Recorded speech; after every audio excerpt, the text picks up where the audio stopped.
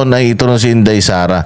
Marami siyang mga patutsada doon sa kanyang sa kanyang speech, sa kanyang sulat, at sigurado ako na mauulol ang mga kongresista dahil yan. Eileen Estilo, maraming salamat. Ito, pakinggan natin itong balitang ito para medyo matanggal muna yung natin. Matanggal muna yung inis natin tungkol dyan sa pag-freeze nila ng assets ng Kingdom of Jesus Christ. Oo, grabe ako. Inaalala ko lang talaga yung mga pinapakain ng Kingdom of Jesus Christ. Kasi ilan libo sila na nandiyan dyan sa Central. Tapos, manta kami 45 na kaban ng bigas yung kinakain nila. Araw-araw, sinasayang nila. Ganun karami yung pinapakain nila dyan. Tapos, gugutumin ng mga putang inang mga taga-gobyerno na ito, yung mga yan. Ina talaga, no? Ayaw talaga nila ng masarap ang buhay ng mga Pilipino, no? Ayaw talaga nila na matiwasay ang mga Pilipino. Gusto talaga nila lahat ng Pilipino maghirap, no? Sobrang insecure. Sobrang insecure ng mga nasa gobyerno. Ewan ko ba? Ano ba kasi yung mga ginagamit nyo? Bukod sa mga praning na kayo, mga insecure pa kayo. Pakinggan natin tong balita kay Inday Sara dito sa TV5 na bias na mga abnormal din. Pinatikos ni Vice President Sara Duterte ang mga namumuno sa Pilipinas. Sa mensahe ng bise para sa mga kapatid nating Muslim, sinabi niyang ang Pilipinas ay pinamumunuan dapat ng mga taong may malasakit at kakayang itaguyod ang malinis na pamahalaan.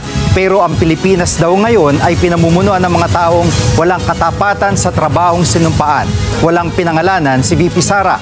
Pero dapat din daw na mayroong matatag na infrastruktura ang Pilipinas laban sa kalamidad. Yun nga lang, ang Pilipinas daw ngayon ay may gobyernong umaamin na wala man lang tayong flood control master plan. Pinuna rin ng bise ang PhilHealth na anyay imbis na paigtingin ay kukunan pa ng pondo para magamit sa mga bagay na walang kinalaman sa kalusugan ng tao. Pati ang Kamara ay binatikos din ni VP Sara. Sabi niya mayroon daw mga representative na imbes na magpasa ng makabagong batas ay nagpupumilit pang sumausaw sa isyu ng iba. Dagdag pa ng bise, ang mga airport official ngayon sa Pilipinas ay tikom ang bibig tungkol sa banta ng seguridad. Hindi man lang daw nag-iimbestiga tuwing may banta, gaya ng pagsasapubliko ng video footage, flight details at iba pang masiselang impormasyon. Ilang yan, mga tarantado kayo, mga mainstream media kayo. Merong expose yung yung Kati Binag. Panginan nyo, hindi nyo man lang binalita, mga hayop kayo. Kapag ka negative tungkol sa mga Duterte, binabalita nyo kagad. Kahit umeebak kayo, tatayo kayo sa pinagka-uupuan ninyo para lang may balita. Pero kapag yung tungkol sa administrasyon, mga kabulukan, kaadikan, hindi nyo binabalita. Mga bayaran kayo, mga hayop kayo. Masunog sa... Wag, joke lang. Ng mga pasahero. Matatandaan kamakailan lang ay kumalat online ang litrato ni VP Sara na umalis ng bansa noong kasagsagan ng super bagyong Karina at Habagat. Ipinaliwanag naman ng bise na dumaan sa prosesong pag-alis niya at matagal na itong nakaplano. Ayan, katulad niyan. Katulad nito, 1.4 billion per day. Tanginang iniisip ninyo si Inday Sara. Bakit hindi nyo singulin si Bongbong Marcos?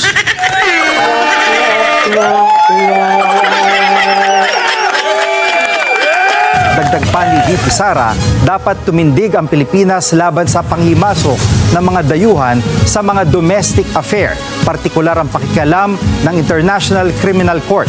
Matatanda ang sinabi kamakailan ng Department of Justice na hindi nila pipigilan ng pag-aresto sa mga drug war suspect kung idadaan ito ng ICC sa Interpol. Wala pang pahayag ang Malacanang, Kamara at PhilHealth kaugnay ng mga birada ni Vice President Sara. Tangina nila, ang kapal naman ng mukha nila. Oo.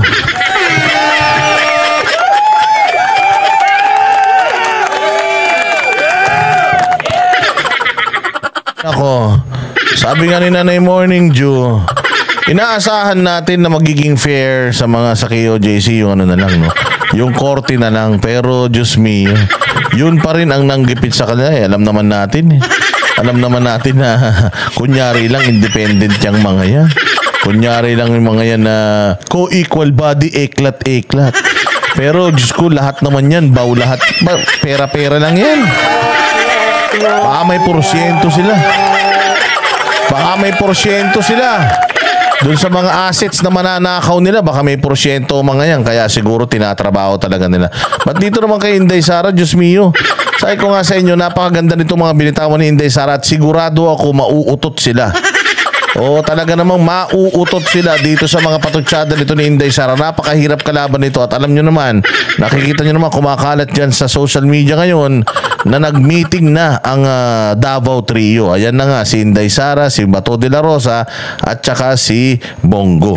Oh, sigurado ako na mayroong pinagpaplanuhan yan at sigurado ako na kapag ka nagkaisa ang mga taga Davao at talagang lumaban na yan dito sa ginagawa ng panggigipit ng pamahalaan sa kanila, ay naku, good luck. Sigurado ako sasama ako dyan.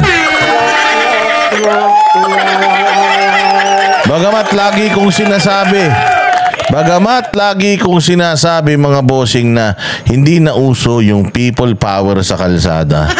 Sasama po ako dyan basta si Inday Sara ang tumayo dyan. Sasama talaga ako dyan.